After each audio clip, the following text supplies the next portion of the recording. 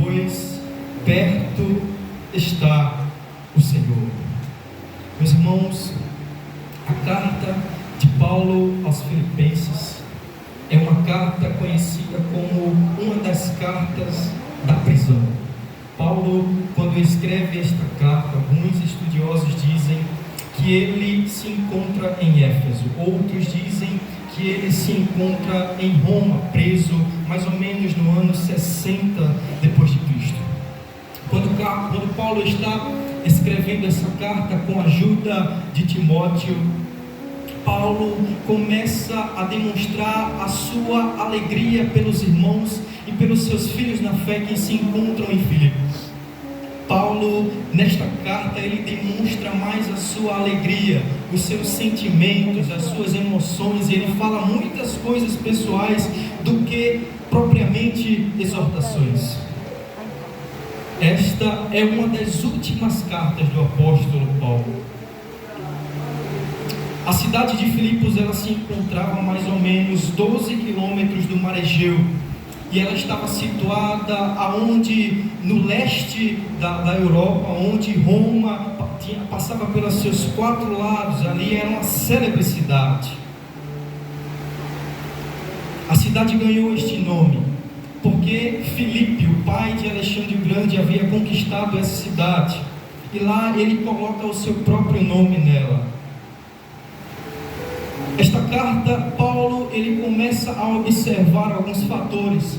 Ele vê que quando estava preso, a cidade de Filipos foi uma das únicas que enviava dinheiro para que ele pudesse ser suprido. Ele dizia: estou farto das vossas bênçãos. Mas ele também estava observando fatores de que grupos de judeus, grupos de romanos e alguns ensinadores falsos assolavam a comunidade cristã na época. Então ele começa a dizer: acautelai-vos dos falsos profetas, acautelai-vos dos falsos pastores, acautelai-vos, porque perto está o Senhor. E a igreja só se mantém de pé com 3 sentimentos. O primeiro sentimento que o apóstolo Paulo começa a ensinar é o sentimento da humildade. No capítulo 2 desta carta, aonde o Congresso dos Jovens ela foi explorada, o apóstolo Paulo diz: tendo em vós o mesmo sentimento que houve também em Cristo Jesus, que sendo em forma de Deus, não tem por usurpação ser igual a Deus, mas se humilha em forma de homem, e achado na forma de homem, é obediente até a morte, e morte de cruz. Eu não tenho tempo para expressar toda esta passagem, mas o segundo sentimento é o amor, e Paulo diz: apenas com o amor é possível, e amor e a fé é possível agradar a Deus. Se não há amor na igreja, a igreja se dissipa. Se não há amor na igreja, a igreja se divide. Se não há amor na igreja, também o Senhor não está nela. Aleluia.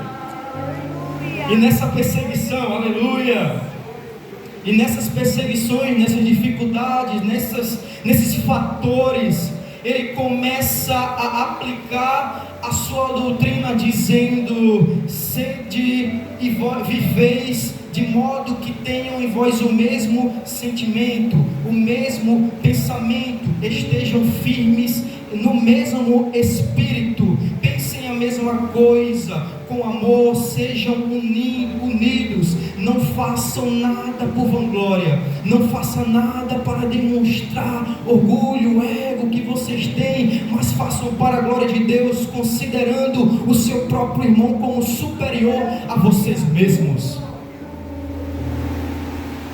Paulo estava tão apaixonado pela glória de Deus que ele disse: eu fui hebreu dos hebreus, eu fui fariseu dos fariseus, eu era irrepreensível, mas quando eu conheci a Cristo Jesus, tudo isso foi esterco para mim. E se eu viver, é Jesus, se eu morrer, é lucro, porque se eu morro, eu vou para perto dele, mas se eu estou vivo, eu trabalho e lá eu vou ser galardoado. Então o que eu escolho? Eu quero ir para lá, mas eu preciso ficar por causa de vocês, porque eu preciso plantar e ensinar a vocês. Aleluia. No capítulo 3 ele começa a exortar a igreja. da perseguição, dos falsos profetas, da divisão, e ele diz novamente: acautelai-vos. Meus irmãos, nunca se viu uma perseguição tão grande, nunca se viu tantas motivações, tantas influências malignas na internet, na rua, no celular, por todos os lados a igreja é perseguida. Se na internet a igreja é perseguida, mas ele diz: vivam, demonstrem testemunho, criem identidade, para que vocês também possam dizer que vivem e morrem por causa dele. A identidade promove a cidadania celestial. Só há cidadania celestial quem tem intimidade e vice-versa. Aleluia. Oh, glória a Jesus. E nisto mesmo ele diz na sua carta, dizendo: alegrai-vos no Senhor.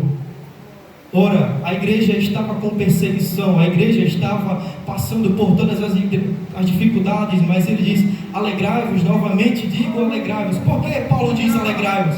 Aí ele continua a carta dizendo: porque o Senhor vem. Quando a igreja encontra-se desanimada, quando a igreja encontra-se fria, quando os membros não têm mais esperança, quando os obreiros estão sem fé, aí a palavra do Senhor nos renova dizendo: perto está o Senhor. A igreja desvém, a noiva desvém e o Espírito desvém.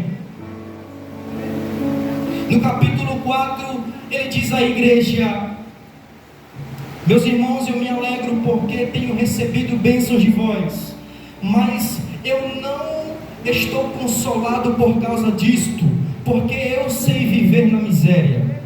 Eu passei por naufrágio, eu passei fome, fui apedrejado e quase morri. Eu sei ter abundância e também não sei ter nada. Aí ele completa dizendo: mas eu posso todas as coisas naquele que me fortalece. Eu vou dizer de novo: eu posso todas as coisas naquele que me fortalece. O apóstolo Paulo tinha aprendido que só por meio da dependência do Senhor é alcançado a glória celestial. Não é fariseu, não é obra, não é nada disto. É a palavra, é a graça do Senhor Jesus. Aí a palavra bate na nossa cabeça dizendo: até onde vai a tua dependência? Até onde vai a tua fidelidade? Há jovens aqui, e há pessoas que já foram jovens. Aí a palavra continua dizendo: até onde vai a tua identidade? Será que quando tu estiveres lá fora, tu vais ser fiel? Será que quando tudo estiver fácil, tu vais ser fiel? Será que quando tu não estiver nada na tua casa, tu vais ser fiel?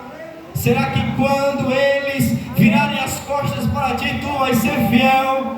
Mas quando as portas do mundo se fecham, as janelas dos céus estão abertas e Deus está dizendo: é a graça, sou eu na tua vida, é identidade que eu quero e obediência.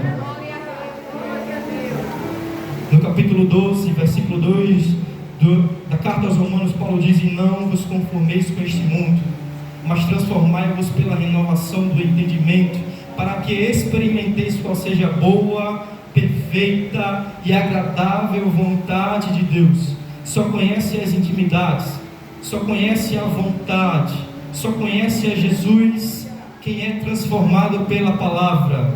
Será que tu queres ser transformado pela palavra? Será que tu queres viver a vontade de Deus? Transforma a tua mente por meio dela. Glória a Deus, aleluia. Busca o Senhor, achegai-vos para Ele, e Ele se chegará para vós. E é assim que eu agradeço a minha rica oportunidade em nome de Jesus.